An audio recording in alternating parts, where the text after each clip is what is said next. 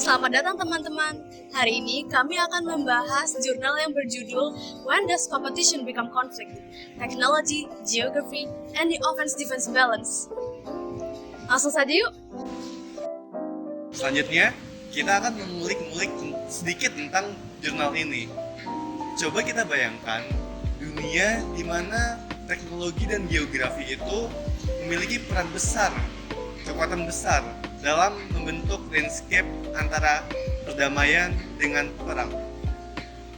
Jadi di sini Blackden itu mengajak kita untuk mengulik-ngulik tentang prinsip offense, defense, dan balance dengan dua hal terbesar tersebut. Pertama-tama kita membahas tentang air. Tempat di mana air yang sesederhana itu bisa mengubah jalannya konflik.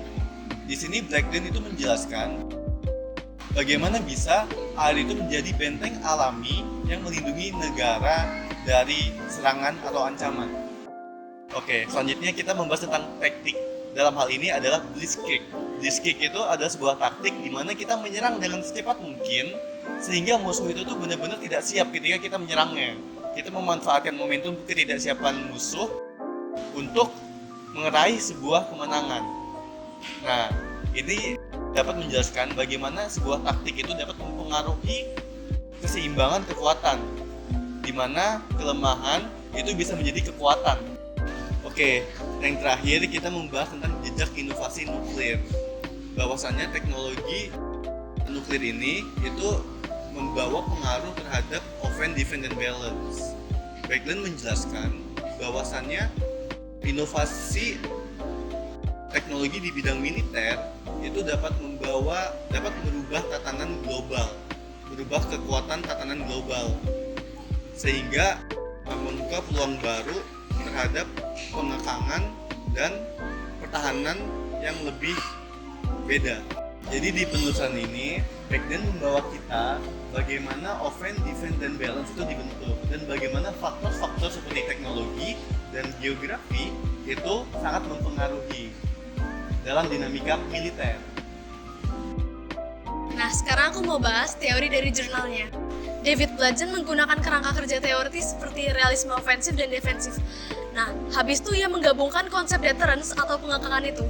Di sini, realisme ofensif dan defensif itu dua pendekatan dalam teori realisme di hubungan internasional. Nah, kalau yang pertama itu menyatakan kalau negara itu selalu mencari cara buat dominasi yang lain. Kalau yang kedua itu nganggap negara tuh lebih fokus nyari kestabilan dan keamanan dibandingin kekuasaan sama dominasi. Nah, teori-teori itu ngebantu kita dalam memahamin gimana sih teknologi sama geografi itu bisa ngaruhin keseimbangan serangan sama pertahanan. Nah, di sini Blackden juga ngeksplorasiin gimana keseimbangan ini melalui lensa konsep deterrence dapat mempengaruhi, mencegah atau meredam konflik dengan menimbulkan risiko dan biaya yang tinggi bagi pihak yang mungkin melancarkan serangan. Nah, selanjutnya kita akan membahas kritik dan kelemahan teori yang telah kita bahas tadi. Walaupun kerangka teoritis yang digunakan oleh Blackden tadi memiliki pemahaman baru dan mendalam, namun perlu kita ketahui ada beberapa faktor seperti kritik dan kelemahan yang perlu kita identifikasi.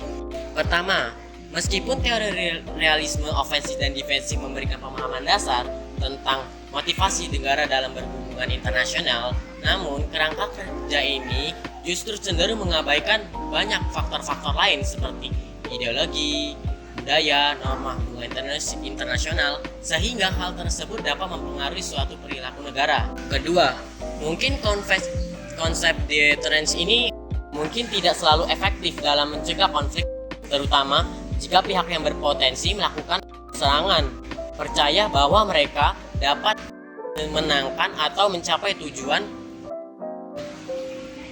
mereka tanpa menghadapi konsekuensi yang signifikan. Blackden di sini tampaknya tidak menjelaskan bahwa faktor-faktor seperti persepsi, informasi, dan komunikasi mempengaruhi aktivitas deterrence dalam prakteknya. Selanjutnya, yang ketiga, teori realisme cenderung mengabaikan bagaimana norma, nilai dan institusi internasional dapat membentuk perilaku negara dan mengurangi ketidakpastian dan ketidakpercayaan yang lain yang dapat menyebabkan konflik. Meski ada beberapa kritik terhadap teori yang digunakan dalam artikel ini tetap memberi kontribusi yang besar dalam studi keamanan internasional. Demikian pembahasan dari kami. Wassalamualaikum warahmatullahi wabarakatuh.